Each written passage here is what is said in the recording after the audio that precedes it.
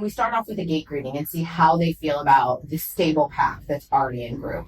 And so based on some of the information we have, we'll bring the dog in. Dogs really communicate through body language, so it's us reading them while they're trying to assess the situation. Many times, the stable existing pack introduces the dog and really brings the dog out. Interesting. Yeah, so we really have 2 to 3 main styles. There's many more, but it's our rough and rowdy players. They always get to play first. I think we have rough and rowdy. Yeah, a little rough and tumble, a little higher energy play. Yeah. But even within that, you can have your higher and lower rough and rowdies, and then our gentle dainties, which may be dogs that just sort of want to mosey around with other dogs, but they're not really good. They don't really want to tumble with gentle dainties. Gentle dainty. These are real terms. I didn't make these up. I love this. Rough and rowdy. Rough and rowdy. Gentle dainty. Gentle dainty, yeah. And then we have our small dogs. Unfortunately, small dogs, while there can be a scale in them, generally are usually forced to play together. The day after this past Christmas, my wife Pam remarked that Christmas would have been perfect if only there had been a puppy under the tree. Imagine that. We owned 2 rescues, but Pam wanted another. I mean, can you have too many dogs? Pam doesn't think so. So on December 26th, we headed out to our county animal shelter and walked through their kennels. Though there were many adorable dogs, we didn't see one that called to us. So we walked back up front and were in the process of saying our goodbyes to the staff when the back doors to the lobby swung open, and in walked a staff member with a wiggly, furry, black puppy. The staffer looked at me and said with a smile, "Hey, you want to hold her? We just rescued her this morning. Someone had thrown her away in the trash, packed in a Tupperware container." You probably know where this is headed. We adopted that puppy, a pit bull mix. We named her Bean, and she's now a part of our family. Over the next several weeks, we returned to this shelter, the Cuyahoga County Animal Shelter, for Bean's vaccinations and checkups. During those visits, we got to know members of the staff, including the amazing shelter director, Mindy Naccioni. And after a bit of old-fashioned arm twisting, Mindy agreed to sit down with me to discuss the shelter, how it operates, what a day in the life is like for a dog, and how community volunteers help make her operation such a success. Join me in my conversation with Mindy Naccioni, the director of the Cuyahoga County Animal Shelter.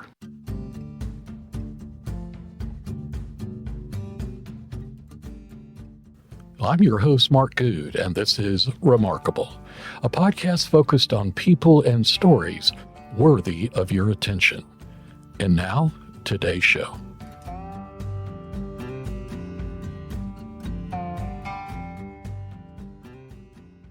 And we're delighted today to be with Mindy, the head of the Cuyahoga County Animal Shelter. But actually, it's just dogs, as you guys like to say, right? It is. Okay, that's great. Yeah. But before we get going in our conversation, Mindy, tell people kind of who you are, a little bit about your background. Well, thanks for having me. So my name is Mindy Naccioni. I'm the shelter director at the Cuyahoga County Animal Shelter, which is a dog shelter, a little misleading in the title. So I am a native Clevelander, grew up in Lakewood, always had a dog, always had a rescue dog. Didn't really know that purebred dogs were a thing because we always had rescue dogs. My background is actually in business and management, so not where you would typically think I would end up, but I always had this passion for animals, especially dogs. Got really interested in dog behavior, and when this position came about, there's a lot of business that goes into my job, so I spend a lot of time at the computer doing not the most exciting things, but it was just a good fit of what my experience was and then my personal passion. So I sort of got very lucky to be able to pursue something with my degree and also, get to hang out with dogs, which is great. Yeah, that's what. So when did you start here? So I've been here since May of 2013. May of 2013. Oh. And the building we're in, the first time that Pam and I drove up, I have this mental image of shelters that are kind of like, light industrial and kind of scuzzy with, lots of chain link fences and stuff. We drove it. This is a beautiful facility. Can you tell us a little bit about how this came to be? Yeah, I am not the person responsible. However, I can tell you what I do know. So Okay. this shelter was built in 2001, opened at the very beginning of 2002. Okay. So in terms of buildings, we're still pretty young.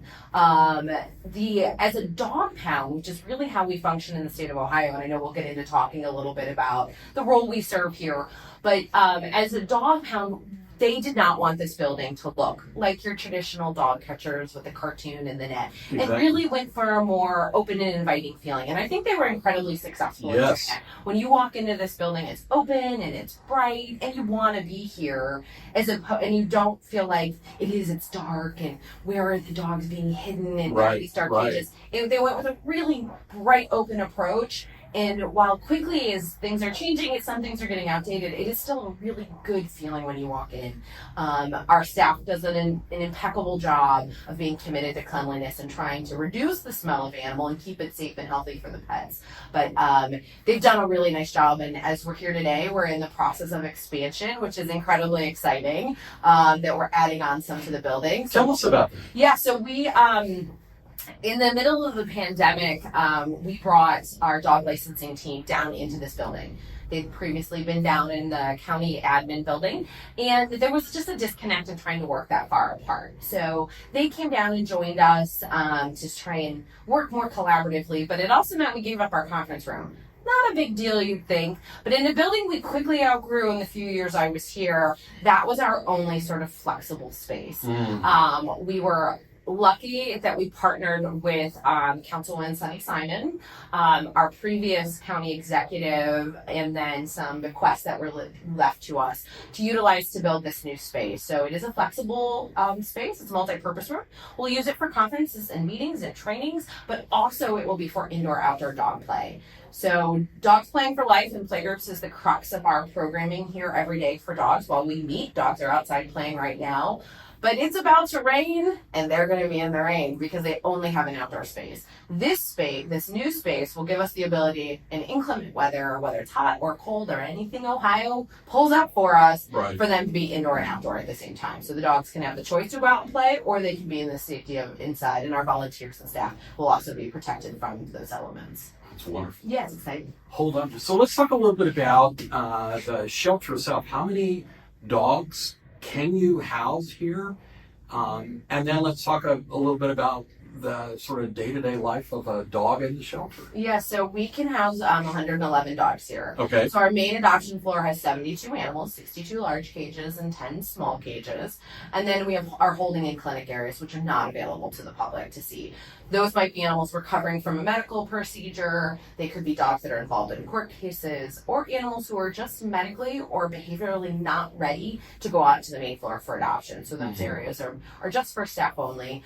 But we do have 62 dogs all in one room, and that is a bit of a feat. I think that's the room that we visited when we first came here to adopt Being. And it's beautiful. I'm going to put some shots up, and I hope to take some video today of it, but it's a beautiful facility. So let's talk a little bit about the day-to-day life of a dog that's here, that's not back, bless her heart, it's recovering from, medical stuff. The dogs in the 62 crate are... Yeah, so they're busy. So we get here as early as 7:30, and so their day really goes from 7:30 till 4:30. Okay. So we have staff that gets here early to start getting everybody fed and ready to be cleaned. And then our cleaning process could probably only be described as managed chaos. So if you walked in and didn't know what was going on, you'd think we were out of our minds. But so we do everything in a team mentality. So playgroup happens from 8:30 to about 11, while cleaning happens from 8:30 to about 10:30. So the staff is taking every single dog, leaves their kennel gets disinfected, it gets completely cleaned out. Wow. They will go to playgroup, or they'll go back out to a yard. They may run out to a yard to do a quick potty and then to playgroup a little later. And so they are moving systematically down what we call the rows. There are 4 individual rows of kennels, Okay. from top to bottom, taking dogs to the correct space. They're either going out to playgroup, they're going to the backyard to eliminate, their kennel is being disinfected, it's being cleaned out, it's being squeegeed, and then they're returning, and they're just keeping that cycle going. We then also added volunteers who come in to help us assist with all of that. So it's a little chaotic, but it gets everybody out within the first hour and a half or so from when the bulk of the team arrives at 8:30. So that they can get out, get potty, get clean, and most importantly, be disinfected, because it is a communal living space. And then while their cages are separate, they're still sharing air. And so we want to make sure that we're trying to reduce illness and disease as much as possible. And in the shelter, that's always our number one priority. That's wonderful. When the dogs go out to play, how do you? Well, first of all, are there any behavioral issues that happen when you are bringing, 10 or 20 dogs together? I mean, that we've never met before? That we've never met before. I mean, this is like a meet and greet. This is, like speed dating. Yeah, it is a little bit like speed dating. Yeah. So we follow the Dogs Playing for Life model, and hopefully you'll do some research on them. They're an amazing organization. So dogs are paired together based on their play style. And so some of the way the dogs are actually positioned in the kennel is for how and when they will go to playgroup. So there is some strategy to that, and the dogs that need to go out will go out first into playgroup that may be more social or that have a stimulation issue during the cleaning process. They'll go out first. So there's a little more strategy behind it than they just ended up in kennel 22. Right. But so dogs are paired based on play. When a dog comes into the shelter, they're impounded, and I know we want to talk through their whole day here, but they immediately will go for their first assessment, their first day or their following day. And we start off with a gate greeting and see how they feel about the stable pack that's already in group. And so based on some of the information we have, we'll bring the dog in. Dogs really communicate through body language, so it's us reading them while they're trying to assess the situation. Many times, the stable existing pack introduces the dog and really brings the dog out. Interesting. Yeah, so we really have 2 to 3 main styles. There's many more, but it's our rough and rowdy players. They always get to play first. I think we have rough and rowdy. Yeah, a little rough and tumble, a little higher energy play. Yeah. But there, even within that, you can have your higher and lower rough and rowdies, and then our gentle dainties, which may be dogs that just sort of want to nosy around with other dogs, but they're not really good. They don't really want to tumble with some gentle dainties. Gentle dainty. These are real terms. I didn't make these up. I love this. Rough and rowdy. Rough and rowdy. Gentle dainty. Gentle dainty. Yeah. And then we have our small dogs. Unfortunately, small dogs, while there can be a scale on them, generally are usually forced to play together. Right. It's pretty rare that you have a little dog that can hang with the rough and rowdy group. It's happened, but usually they all play together. And so we just refer to that, our terminology, are the littles. And so then the littles will play together. So the littles, what is the size of a little? What's that size range? So that's in our small dog room. It is generally a dog 20 pounds or less. Okay. And even 20 pounds, you're starting to push it. We don't like to put a dog in that little cage that is, one, heavy to get down, because you'll see those cages are high up, so you have to pick them and bring them down. Right. But also so that dog has the correct freedom of movement. Got it. So they do tend to be your small breed dogs, Shih Tzus, Maltese. You're just Chihuahuas, your smaller breeds. Whereas if you got into like a Cocker Spaniel, which is sort of a medium size, that would not generally be included. Right. It's never exclusive. There have been pit bulls in the little group that are really want to hang out with the little dogs that are really selective. Well, and we've had a Pomeranian. Oh yes, definitely the puppies. Right. We had a Pomeranian that could kick the butt out of any pit bull in the rough and rowdy group. He was really a champion. So there's a lot of movement in there, and it's absolutely catered to the individuality of the dog. We do have dogs that come in that are selective, and they do not like the big groups. They go last, and so we will try and find them in either a small group that could be 2 or 3 dogs, or maybe even just in pair play where they maybe only have 1 or 2 friends. But as long as we are working on their social abilities, we certainly get dogs that are not fond of other dogs. They've probably never been introduced. They've maybe not been spayed or neutered in time, that they've got a lot of testosterone, especially those boys, or mama dogs that have had puppies and have a lot of feelings about how you should behave. And we will start those dogs on muzzle and get them used to condition one to the muzzle and then condition to playing with another dog.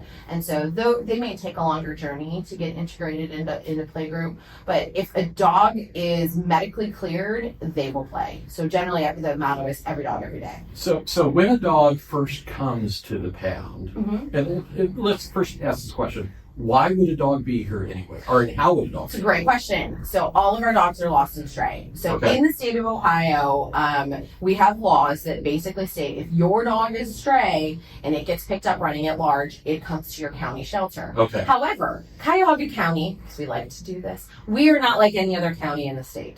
Almost every one of our municipalities has their own animal control, and so if your dog, say you live in the city of Strongsville, if your dog gets lost in Strongsville, it will go to your Strongsville animal control first. So instead of you coming to Valley View to look for your dog, you would go to Strongsville. You'd call your local non-emergency police, and you'd check with them to see if the dog is there. If the dog is not reclaimed in its home location, then it would come here. There are several exceptions to this. We could probably do a whole series on it. Right. Because we have lots of little shelters and Right. large shelters like Right. the city of Cleveland. But what you will not have, and I think probably the biggest confusion people have, is if you pick up a stray dog, you cannot take it to the Cleveland Animal Protective League. They do not take strays. They are not, the way that our jurisdiction works, just like police departments have them, we also have them. They do not have jurisdiction over stray animals. So you would need to bring that to an animal control, which is what we are and what those cities are. So in the case of the Animal Protective League, Yeah. and there's actually several. There's one called Friendship. That was in Lorain County. Right. Those are ones where people are in effect surrendering animals. Is that correct? That's correct. It's not a stray. Yeah. It's not been picked up by animal control. It's a surrender. But this shelter, is if you will, a home for dogs that are loose and running loose and are strays, and maybe you don't know who the owners are Correct. yet. Correct. Right. 99% of our dogs are stray, and we do not know where they've come from Now, or who their owner is at the time of impound. at the time of impound. Now, when they're impounded, talk a little bit about the process that you go through. Sure. It's sort of intake. Yeah, so that's our intake. So when every animal comes in, they're immediately scanned for microchip. Right. So that's our very first thing we're doing once we're looking at the animal, besides, of course, looking for a collar and a tag. If your dog is not wearing a collar and a tag, you are missing the mark. It is the simplest and easiest way to get your pet home. Most likely it won't come to a shelter if you have a dog license or a pet ID tag. Ideally you have both, but your dog license is the only thing required under Ohio law. But if you have a pet ID tag on that says, hey, my address and phone is such and such, Right. most likely if someone finds your pet, they're going to walk it to your house, because Right. most dogs are found within a mile of their home. Interesting. Almost all dog owners at one point or another, our cunning little pets have snuck by us and got out the fence or the front door. But if it's wearing its collar in the home and it has that identification on it, you are much more likely to get your pet back right away before it even comes to us. So that's the first piece. But once the dog comes in here as an intake, we scan it for a microchip if it's not wearing any jangly, dangly Right. things, and see if there's any way we can identify owner information. Microchips, unfortunately, are not regularly updated, so usually we'll get them, but they have no traceable owner information, unfortunately. If they do, the dog goes on a different stray hold. Dogs are then go through our impound process where they're vaccinated. They kind of get their first overall as far as vaccines and weight, and just kind of looking at their overall health and how comfortable they are being here and being handled. This is not a normal environment. It does not smell like your living room. So some dogs are very freaked out when they first get here. Right. That dog would immediately go into our dog holding area, and we would just give it some time where they realize you're going to get lots of treats, good food, you're safe. And most dogs turn around in about 2 days, 1 to 2 days. Some dogs they just need to be overnight and they're fine. Some dogs take a little bit longer. If the dog is happy, healthy, friendly, wiggly, everything looks good, they immediately go on our adoption floor. So they're on a stray hold. Well, Yeah. but the stray hold is to give an owner, Correct.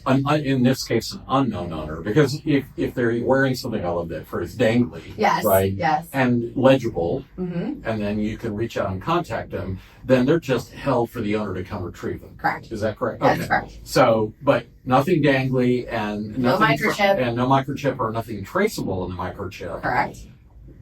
Do you still allow a period of time for an owner to retrieve the animal? Yes.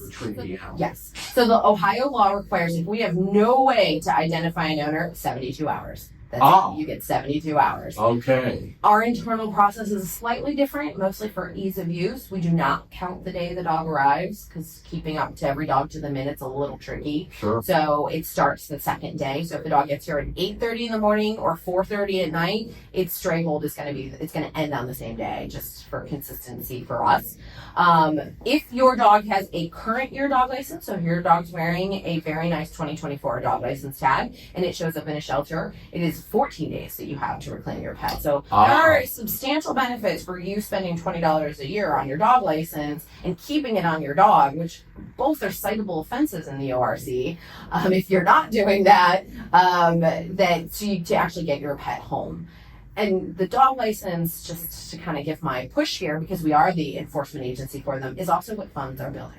So those licenses are how we pay to keep the lights on, to feed the dogs, to take care of them, pays my salary and everyone else here, so that we can then take those animals back. And I think as a tax-paying citizen myself, a lot of times there's things that we pay tax on, and it's not usually a warm, fuzzy feeling. Right. But I actually do think it's where the law is kind of cyclical. It works well. All of that funding comes here for the pets that are lost and stray to get your pet back to you. So it's not going in. It's the people downtown have no access to that money. It is solely used for the shelter. Okay, that's marvelous. And I was going to say, as a shout out to our Ohio viewers and dog owners, Yes. make sure you have a license. Please make sure you license your dog. It is a requirement of the law, but it also, if your pet goes lost, it's how you get them home that old. It's your ticket home. It is your ticket home. And it's also your shelter's way to operate. So is that an online process? It is. In our county, it is online. You go to CuyahogaDogs.com. You can also go to walk into any drug mart and buy a license there if you don't want to go online and you're not savvy and you don't want to mess around with that. You can also go to many Pet Supplies Plus. The renewal period, which is kind of like an open enrollment, is December 1st through January 31st. There's no penalties. Unfortunately, the law is very stringent, and that if you miss that open enrollment period from December 1 to January 31st, the fee is doubled. So it goes from $20 to $40. So it's really important you get it in that time. The exception to that is if you adopt a new dog or you acquire a new pet. And as long as you get it within 30 days, there's no penalty of adopting that animal or however you've come to acquire it. Okay. Well, that's wonderful. Now you've talked about in the intake process that, and I love this, that the dog is given an opportunity to kind of get oriented and, I'm in this new space and so forth. And do you vaccinate? Yep. No matter what. Immediately, unless the dog is trying to injure us in the process. Right. Then yes, we do. And if we can get a muzzle on the dog and safely vaccinate it, we will. But if the dog is literally not okay with it, we do not want to stress the animal out. Right. That they're injuring themselves or injuring us. So then we will come back. But that dog does have some limitations at that point. It will not go to playgroup and risk spreading disease to other animals. Right. Yeah. And we're now working on building trust so that we can vaccinate and sort of broaden its world at the shelter. Because while here, I want to kind of kick back to your first question, after the morning cleaning is over, besides the level of the quiet that comes about the building, which is lovely, the difference between 8:30 and 10:30 is substantial.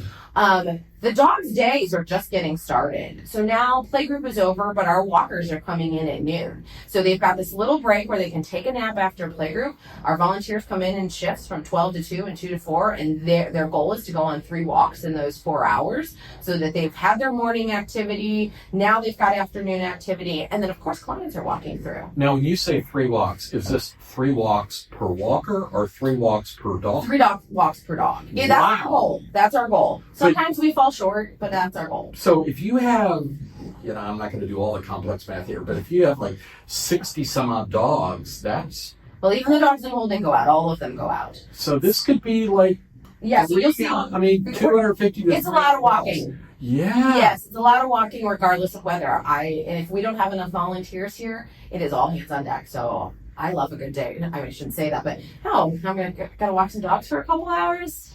Shucks. Yeah. So tell us a little bit about where you walk the dogs. I mean, is it just a Just around the property. Just around the property. Yeah. Obviously, the construction is making this a little bit more complicated right now because we have a whole area we're staying away from. But yeah, Valley View is beautiful. We are really lucky to be in such a nice area. So we walk them down the street, we walk them up the street, we walk them through the parking lots. Our local businesses are great. We actually invite the businesses on the street, if folks want to come and walk dogs on their lunch break, they can pop in and take a lunch dog. How cool is that? Yeah, so it's kind of right now it's exclusive to our Sweet Valley neighbors. Right. They come in, and we have quite a few people that do that more in the nicer weather months. Sure. If you're going for a walk on your lunch, because there's a lot of walkers down here. Stop in, take a dog with you. We'll get the dog out, hand it to you, and go for a walk, and come back and let us know. So if some people are watching this who live in kind of Cuyahoga County area and may want to volunteer. Yes. Please volunteer. So tell them how to do that. Yeah, so you can do that on our website. It's CuyahogaDogs.com, and you'll go under Get Involved, and it says Help Us. Please help us. So volunteers are the heart and soul of our building. As a volunteer, there's so many ways you can help. If walking dogs is not the gig for you, maybe giving afternoon room service, which is like second feeds, but room service for the dogs. Room service. I'm loving the it. afternoons, we have a good group of individuals that come in and just make up the second feedings for some of the dogs that are a little thinner or maybe need additional feeding for medical reasons. We have kennel assistants. Those folks help prepare enrichment, give out frisbees. They'll clean the kennels while the walkers are out. They're really to assist. They'll do some laundry, clean up around the building. They are just invaluable to us. You can help on social media. You can help. There's so many different ways you can be involved. We currently have a 13-year-old girl who came in and wanted to be involved. And while our program for younger people is a little different, she's writing bio and adoption descriptions and emailing them to us. So there's a place for you in your local shelter. We would love you to help here. But if you're not right here, reach out to your local shelter. They have a way that you can help them. I have to tell you, just as an aside, Pam and I are, we follow you on Instagram, we follow you on Facebook. Whoever is doing the photography and writing, the pictures are epic. The descriptions are just heartwarming. Okay. I mean, I love hearing that. Yeah, it's a lot. wonderful. It's a lot of people. And it's a lot of work. It is a lot of work because it's every day. And I'll say to Pam sometimes, like, "Did you see about this dog? I think you have one Moochie for a while." Mochi. Mochi. Yes. She just got adopted. Yes. Yes. Right. I mean, and we follow the stories of the dogs. I mean, it's great. They really. I'm Mark Good. You've been listening to my remarkable podcast. For more episodes like this, as well as premium content, visit my site, markgood.substack.com.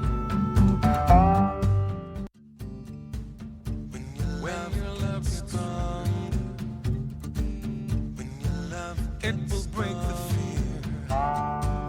When your love gets wide, it will bring you near. And when your soul gets humble, pride loses fear.